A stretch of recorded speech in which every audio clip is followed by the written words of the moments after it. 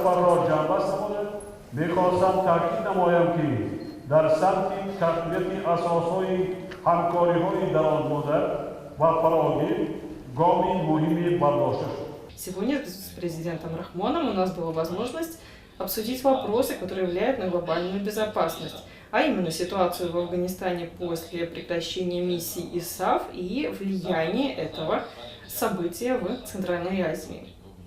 Не менее значительным также был вопрос в наших разговорах, который относился к событиям на Украине.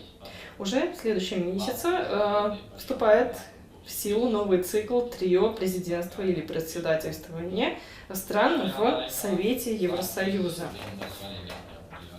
Ответственность Латвии об исполнении этой обязанности будет в силе всю первую половину 2015 года. В это время одним из самых важных приоритетов Латвии будет сотрудничество Евросоюза и Центральной Азии.